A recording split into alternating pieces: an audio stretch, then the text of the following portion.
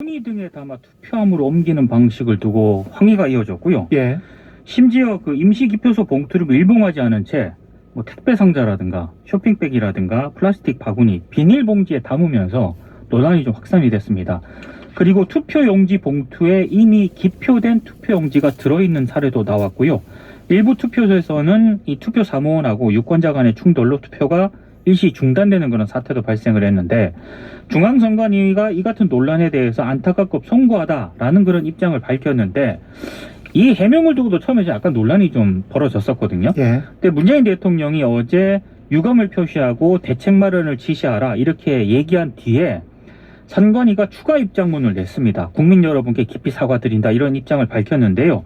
일단 선관위가 어제 국회 행정안전위원회 현안 보고를 했거든요. 여기서 몇 가지 이제 대책을 내놓았는데 크게는 두 가지입니다. 확진 격리자를 위한 임시 기표소를 일단 설치하지 않고 일반 유권자 투표 종료 후에 투표소에서 투표하는 방안, 이걸 하나로 제시를 했고, 또 하나는 임시 기표소를 설치를 하되 투표용지 보관함을 따로 설치하는 방안, 두 가지 대책을 제시를 했는데요. 어제 여야 의원들은 임시 기표소 설치 없이 유권자 투표 종료 후에 투표하는 방안에 일단 의견을 모았다라고 합니다. 선관위가 오늘 긴급 회의를 거쳐서 본투표일 방침을 발표할 예정입니다. 예. 근본적으로 안이했던 거죠, 선관위가. 그럼요. 그러니까 이 자리에서도 몇 번 걱정을 했는데, 예. 그렇죠? 이게 안 하던 어떤 그런 이제 집행을 하다가 보면, 그리고 이게 애초에 예상했던 것보다 투표 인수가 이게 단 뭐 몇 배라도 많아지면 지방직 공무원들이 이 수행하는 과정에서 당연히 이렇게 이 혼란이 일어날 수밖에 없는 거거든요. 애초에 선관위가 예상한 그 확진자 투표의 이제 경우는 투표소별로 한 10명에서 뭐 20명 수준, 사전투표의 경우에 이 정도로 예상을 했다고 그러는데 그보다 훨씬 많은 막 수백 명씩 온 거잖아요. 네. 그런 과정이었기 때문에 더더욱 이제 문제가 커졌고, 특히 근데 이거는 이제 인원 규모의 문제도 있지만 결과적으로는 확진자들이 투표한 것을 직접 투표함에 넣지 못하는 시스템이었던 그거예요. 게, 그렇죠. 예. 이게 훨씬 더 문제를 더 키우고 있는 것이기 뭐 때문에 기다리는 거는 기다릴 수 있어요. 예. 뭐 기다리는 것도 물론 뭐 힘든 부분이 있습니다. 근데 그걸 넘어서서 이제 투표의 이제 비밀 투표 원칙이라든가 이런 거를 훼손했다, 이런 지적이 나올 수밖에 없는 상황을 이 부실한 어떤 관리, 이 애초에 기획이 만든 거기 때문에 이거는 왜 이런 일이 일어난 것인지 이해가 안 돼요, 사실. 21대 국회의원 선거하고요. 그 지난 4.7 재보궐선거 있지 않습니까? 예. 그때도 이 비슷하게 했는데 예. 아마 선관위가 봤을 때는 그때 별 문제 없었기 때문에 이번에도 별 문제 없지 않을까 이렇게 생각을 했던 것 같아요. 그런데 생각했던 것보다 사전 투표를 하려는 분들이 너무 많다 보니까 그렇죠. 그 부분에 있어서 오판을 한 것 같습니다. 예, 공직선거법 151조 2항에 그 투표구마다 동시에 두 개의 투표함을 사용할 수 없다는 이 법 규정 때문에 그렇습니다. 선관위가 다른 방법을 제시를 한 건데, 그게 소중한 한 표, 네 표 주권을 행사하는데 플라스틱 소쿠리가 나오고 종이 박스 같은 게 나오고 종이 상자 같은 게 나오고 그러면은 당연히 유권자는 이걸 기분 나빠하죠. 언짢아 할 수밖에 없는 거죠. 2022년에 투표를 하는데 예, 플라스틱 바구니에 뭐 봉지 이런 게 나오는 그렇죠. 게 이게 좀 아닌 거죠, 진짜. 이거는 서영교 의원 그 행안위 위원장이랑 자세하게 인터뷰해서 좀 알아보겠습니다. 이거 끝나고 유세현장 이모저모 살펴보겠습니다. 이재명 후보는 어제 이제 주말을 맞아가지고요, 예. 수도권에 집중을 했는데요. 특히 부동산 문제하고 2030의 청년층 문제 해결을 강조를 했습니다.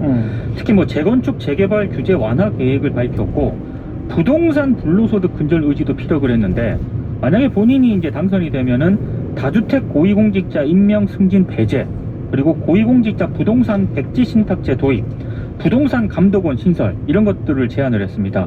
좀 특징적인 건 김동연 새로운 물결 대표도 도봉구 유세에 함께 나섰거든요. 예. 35년간 경제정책을 이끌어온 김동연이 이재명과 부동산 문제를 해결할 수 있다, 이런 점을 강조를 하기도 했습니다. 그러니까 이제 이재명 후보 입장에서는 부동층, 이 수도권 부동층을 최대한 이제 끌어당겨야 된다라고 보고 있고, 그 중에서 이제 좀 이 이재명 후보가 약점인 부분하고 강점인 부분이 지금 있어요.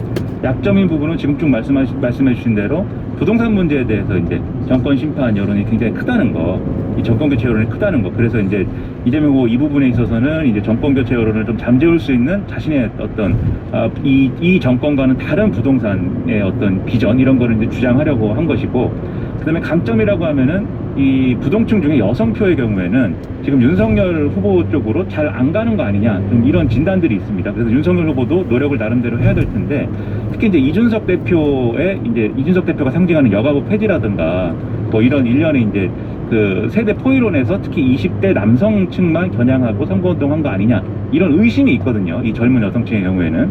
그래서 이걸 겨냥해서 이재명 후보가 예를 들면 극우 포퓰리즘을 반대하자든지 뭐 이런 여성 표심을 겨냥한 이제 메시지를 내놓고 있는데, 다만 이재명 후보도 여성 표심을 이렇게 싹 이렇게 흡수할 수 있는 그러한 이제 후보의 어떤 이 캐릭터다라고 말할 수는 없는 거예요. 그래서 이 전략이 얼마나 효과적으로 작동할 것이냐, 이게 이제 앞으로 부동층이 얼마나 움직이느냐를 좌우할 걸로 보입니다. 예. 윤석열 후보는 어제 경기도 유세했습니까? 이제 서울하고 이제 경기 를 오가면서 유세를 벌였는데요.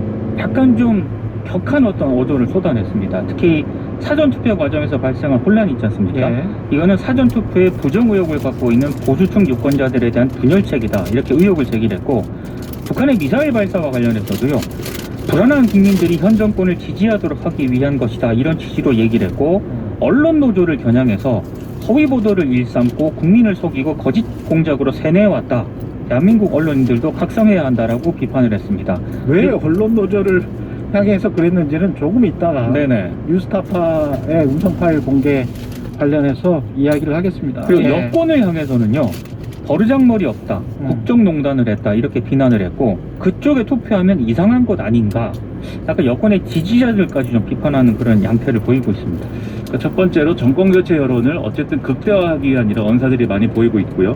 그 다음에 사전투표 논란에 대해서 굉장히 우려를 하고 있습니다. 이게 이 사전투표에 부정의혹을 갖고 있는 보수층 유권자들에 대한 분열책이다, 이렇게 얘기하기는 좀 뭐하죠. 이게 선관위가 이제 기획이 잘못된 거니까. 이 음모적으로 그렇게 했다라고 하면은 이렇게 욕먹을 것을 왜 음모적으로 하겠습니까? 근데 다만 이 얘기를 하는 게 뭘 우려하는지는 드러나는 거죠. 그러니까 너무 쉽게 음모론이 나오는 거는 좀 문제입니다. 그렇죠. 예. 근데 좀 부동산과 관련해서도 민주당 정권이 일부러 5년 동안 그렇습니다. 그랬다. 또 얘기했습니다. 예. 근데 이게 첫 번째로 이번 선거가 뭔가 부정선거 아니야? 라는 의심을 이 보수층 유권자들이 갖게 되면 투표를 안 할까봐 좀 이게 아니다라고 하면서, 그러면서도 선관위는 문제가 있다, 이 얘기를 하려고 하다 보니까 음모론이 지금 나와버린 건데, 바람직한 방법은 당연히 아닌 거고요. 예. 그리고 이제 지금 말씀하신 이제 부동산 음모론도 그 책을 직접 얘기했어요. 김수현 전 이 정책실장 이름을 직접 거명했는데, 그 책은 뭐 저도 갖고 있습니다만, 그 책에 나오는 뭐 자가 보유자는 표심이 이제 보수적인 게 강해지고 뭐 그런 얘기가 나오는 맥락은 이 시스템을 얘기하는 거예요. 그래서 자가 보유가 기본인 사회냐, 아니면 임대를 사는 게 어쨌든 기본인 사회냐, 이런 거에 차이를 얘기하는 건데, 공공주택. 예. 우리는 기본적으로 어쨌든 자가 보유가 기본인 것처럼 돼 있는 사회 아닙니까? 그리고 그걸 전제로 이 정권도 이제 정책을 쓴 거잖아요. 예. 그래서 그거를 부정할 수는 없는 건데, 계속 이제 일부러 집값을 올렸다고 하는 것은 부동층이 얼마나 그 논리에 동조할까, 그건 좀 의문입니다. 예. 뉴스타파가 어젯밤에 보도한 내용은 지난번에 JTBC가 2월 말쯤에 보도한 내용과 정확히 일치하죠. 거의 비슷하다고 보시면 될 것 그때는 이제 같아요. 남욱 변호사가 검찰 조사에서 한 말을 가지고 JTBC는 보도를 했던 것이고. 그렇죠? 그렇습니다. 예. 예. 그런데 뉴스타파가 보도한 내용은 이제 김만배 씨를 전 언론노조 위원장이죠, 시장림 전 위원장이 만나서 이제 대화를 나눴는데, 예. 그 대화에서 당시 윤석열 대선 후보와 박영수 전 특검을 통해 2011년 부산저축은행 불법 대출 수사 당시에 사건을 무마했다, 이런 이제 주장이 담겼다라는 겁니다. 당시 이제 다들 아시겠지만 2011년 당시 대검 중수 이과장이 윤석열 후보였고요. 이 부산저축은행 불법 대출 사건 주인 검사로 대장동 사업가에게 1155억 가량의 불법 대출을 알선한 브로커가 있습니다. 조모 씨. 예. 이 조모 씨를 상대로 계좌 추적까지 벌였는데, 조우영 이름이 나왔으니까요. 네. 예. 참고인 조사만 하고 이 조 씨를 돌려보냈거든요. 당시 조 씨의 변호인이 박영수 전 특검이었고, 박영수 전 특검하고 윤석열 당시 검사가 굉장히 친분이 두터웠기 때문에 봐주기 수사를 한 것 아니냐라는 의혹이 제기가 된 그러니까 겁니다. 박영수 변호사를 소개해 준 거죠. 조우영 브로커에게. 에게 김만배 그 소개해 씨가 준 이유가 대검 중수 과장이 네. 담당 과장이 윤석열이었기 때문에 네. 이런 지금 얼개입니다. 그래서 이제 뭐 얘기를 들어보면 이렇습니다. 야 그냥 조사 받으러 가서 커피 한 잔. 커피 한 잔 먹고 와라. 이 얘기는 JTBC 보도한 내용과 거의 똑같기 그냥 때문에 남욱 변호사의 검찰 진술과 똑같다. 그렇습니다. 근데 그걸 김만배가 직접 또 전 언론노조 위원장 그리고 두 사람이 이제 절친 사이라고 합니다. 네, 그렇게 이야기를 한 거죠, 똑같이. 이런 의문을 가지실 수가 있어요. 왜 네. 김만배 씨는 전 언론노조 위원장에게 이 얘기를 하느냐? 예. 근데 이게 전 언론노조 위원장이라고 부르고 있지만 코리아 신한인권 헤럴드, 위원장이 코리아 헤럴드 기자였어요. 네, 기자입니다. 네. 코리아 타임즈 코리아 타임즈 기자. 그리고 전 한국일보 노조위원장. 그렇죠. 예. 기자 출신이기 때문에 또 나름대로 원로 기자이기 때문에 아마 과거에 이제 아는 사이였고 그 인연이 이제 있다 이렇게 볼 수가 있는 거고 그래서 언론 노조가 문제가 아니고 이건 어쨌든 가까운 사람에게 자신에 대한 얘기를 한 거거든요. 2022년 9월 달에. 그렇죠. 그 차원에서 봐야 되는데 언론 노조는 강성 노조들은 별로 그렇게 강성 노조라고 안 보거든요. 언론 노조는.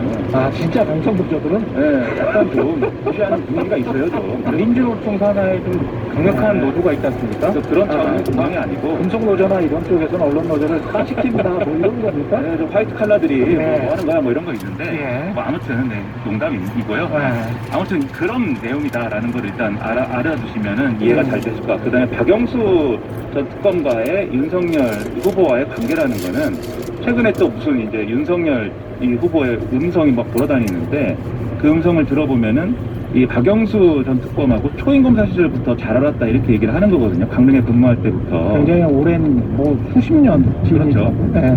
그래서 김만배 씨 주장은 박영수 이 전 특검을 소개를 하면 박영수 전 특검이 윤석열 당시 검사에게 영향력을 미칠 수 있기 때문에 소개했다고 지금 신영희 전 위원장한테 얘기를 그렇죠. 하는 겁니다. 예. 그래서 이런 얘기를 한 건데 다만 국민의힘은 이거 믿을 수 없다라고 지금 주장을 하고 있습니다. 김만배 씨는 어쨌든 사기꾼이고 그 사기꾼이 어쨌든 무슨 말을 하든 어떻게 믿겠느냐. 그리고 이 대화에서 중요하게 나오는 게 김만배 씨가 이재명 후보를 막 비난을 하거든요. 예. 이게 자기가 이렇게 이 설계를 할 때 이게 이 성남의뜰에 관련된 비용까지 화천대유가 다 부담하게 만들고 심지어 나중에 추가 수익을 내려고 하니까 더 너희들이 부담해야 될 비용이 있으니 더 부담해라 라고 전가하더라. 그래서 이재명이 공산당이다. 네, 그런 화를 내는 대목도 나오는데 근데 이것도 지난번에 녹취록에서 나왔던 내용과 일치하는 거 아니에요? 그렇죠. 그렇죠. 근데 일단 그 국민의힘 선대본부 이양수 수석 대변인의 어제 논평을 늦게 냈거든요. 보면은 뉴스타파 보도에서 김만배 씨가 길을 쓰고 이재명 후보를 보호하려는 것을 알 수 있다. 범인이 공범을 보호하려는 것으로 보인다. 대구고검에 좌천돼 있던 당시 윤석열 후보가 대장동 게이트의 몸통이라고 주장을 하다니 이런 후한무치가 어디 있겠느냐.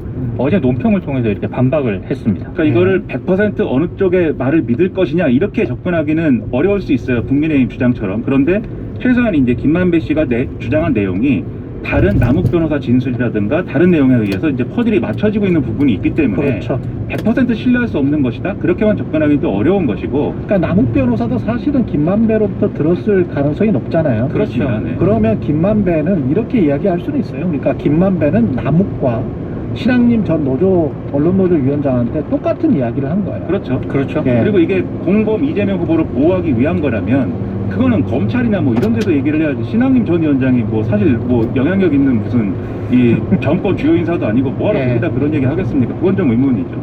알겠습니다. 여기까지 하겠습니다. 뉴스 언박싱 민동기 기자 김민아 시사평론가였습니다. 고맙습니다. 고맙습니다. KBS 1라디오 최경영의 최강시사 듣고 계신 지금 시각 7시 43분으로 향하고 있습니다.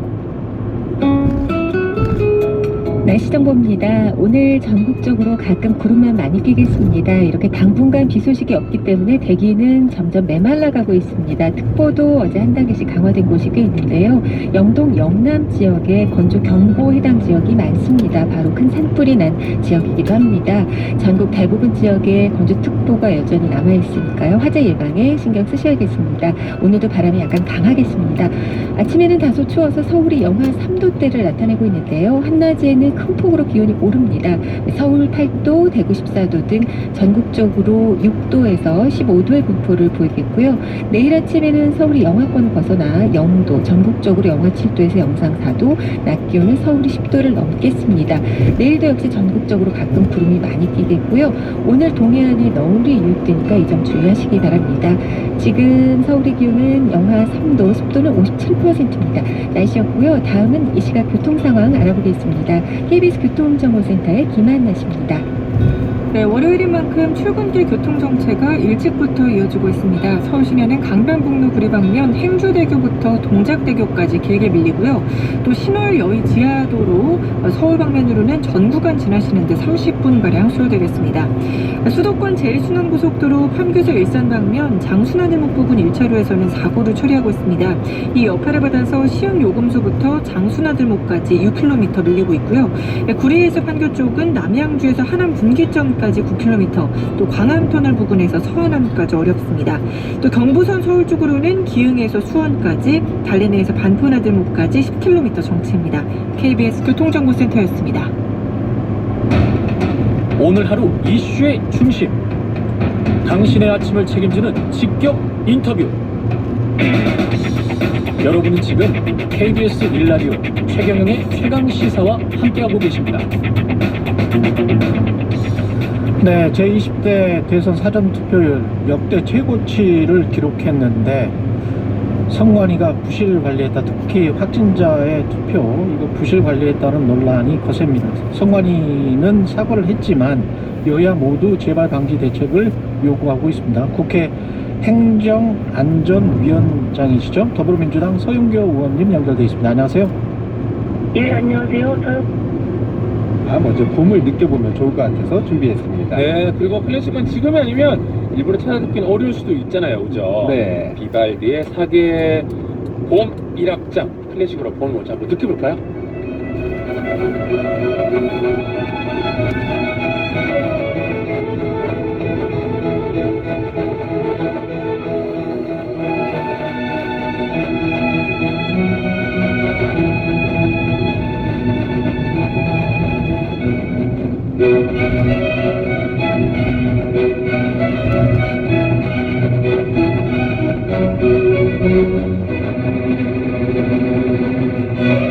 자, 우리 신수연님이 백화점 퇴장 시간에 듣던 클래식이요. 끄끄끄 하셨고요. 맞아요, 그죠? 네. 그리고 이슬비님은 네, 상담원 연결 중인 기분이에요.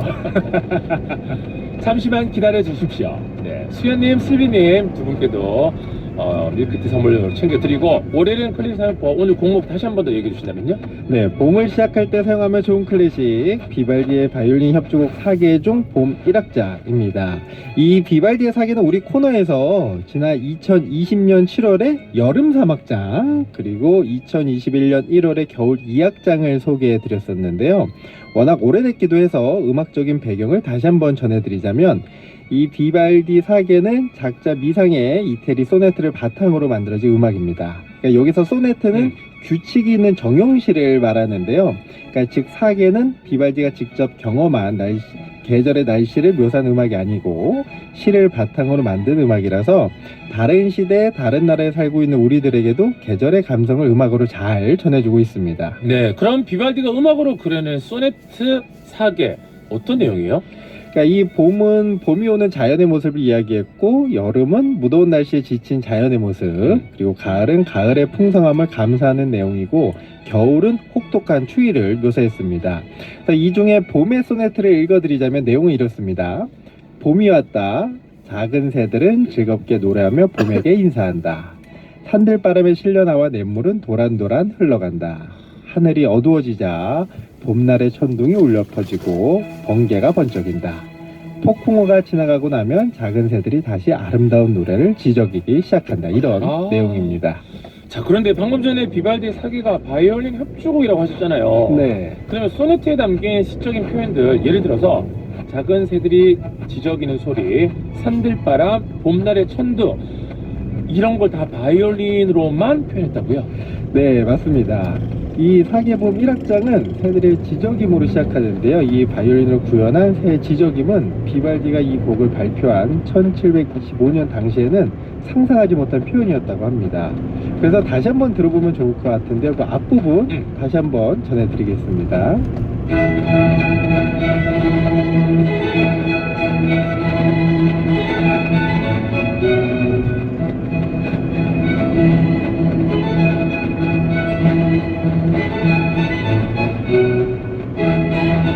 아, 그러니까 소네트를 치자면 봄이 왔다, 작은 새들이 즐겁게 노래하며 봄에게 인사한다. 네, 맞습니다. 정답. 정답. 주관식인데 맞췄네요. 아, 진짜 아니 느낌이 통터더덩텅텅텅 튀니까 네. 진짜 봄이 왔다는 느낌 드네, 진짜 듣고 보니까. 네, 그리고 이제 또 새들의 지저귀뿐만 아니라 화창한 날에 이어 갑자기 내리는 봄비와 꽃샘추위 같은 봄의 변덕도 이 현악기만으로 독창적으로 표현하고 있어서 지금까지 전 세계적으로 많은 사람들에게 사랑을 받는 게 아닌가 생각을 합니다. 그리고 오늘은 제가 재미있는 음악을 한 곡 더 준비를 해왔는데요. 네. 그러니까 이 비발디의 사계 중 봄을 현대적으로 각색해서 만든 음악입니다. 한번 들어보시죠.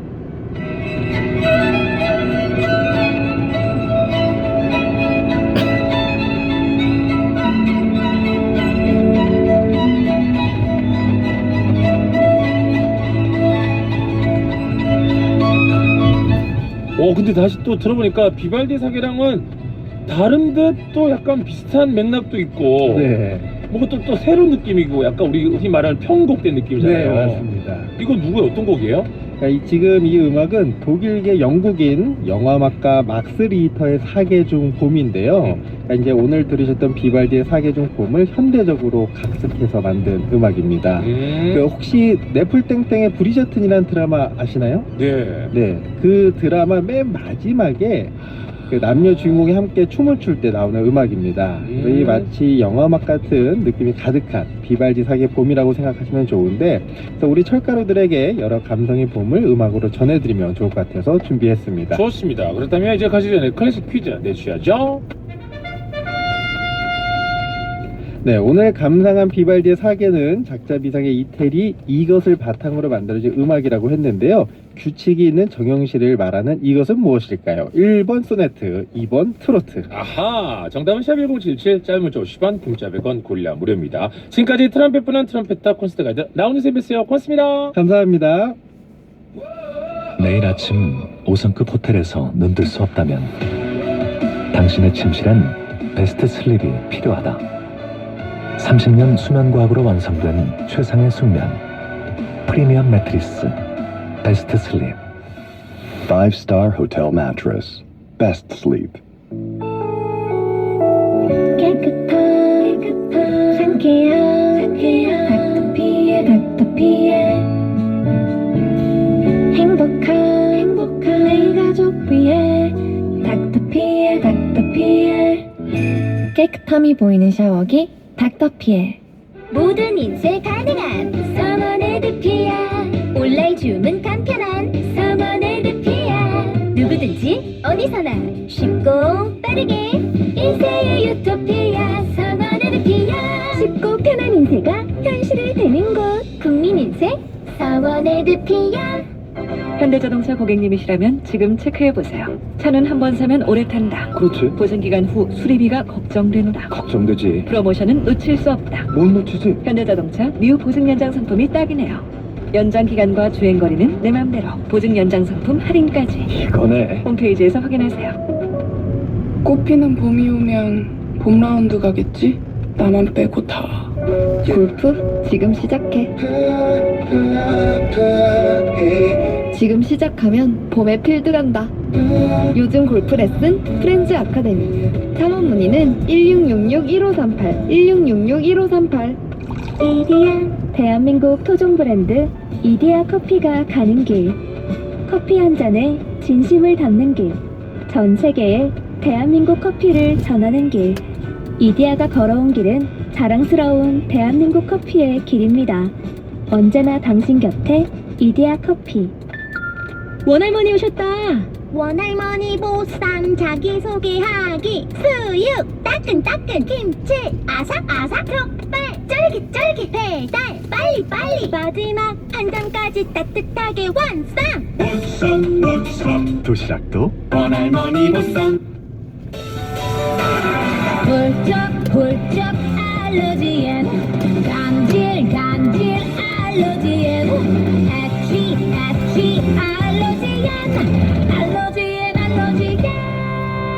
알러지엔 지르텍. 약국에서 찾으세요. 유한양행 수입 한국 UCB 제약. 영어를 하니까 신나게 영어를 하니까 즐겁게 영어가 재밌는 아이는 잉글리시 아이죠. 스피킹 잘하는 아이고 라이팅 잘하는 아이고 영어를 잘하는 아이는 잉글리시 아이죠. 초등부터 중등까지 살아있는 진짜 영어 이상교육 잉글리시 아이. 관절 건강 잘 챙기고 계십니까? 수년간 연구 끝에 개발한 호가는 프리미엄 골드. 관절은 물론 뼈 건강까지 생각했습니다. 관절을 튼튼하게 관절은 호가는 프리미엄 골드. 지금 전화 주세요. 1522-6688. 건강기능 식품입니다. 아, 카드 단말기 안 가져왔다. 이럴 일도 지금 단말기가 말썽이라서요. 이럴 일도 단말기 유지비가 월 3만 원? 이럴 일도 모두 사라질 거예요. 스마트폰에 IBK 박스포스 앱만 깔면 우와. 언제 어디서나 쉽게 결제받으세요. 기업은행이 만든 모바일 포스 앱.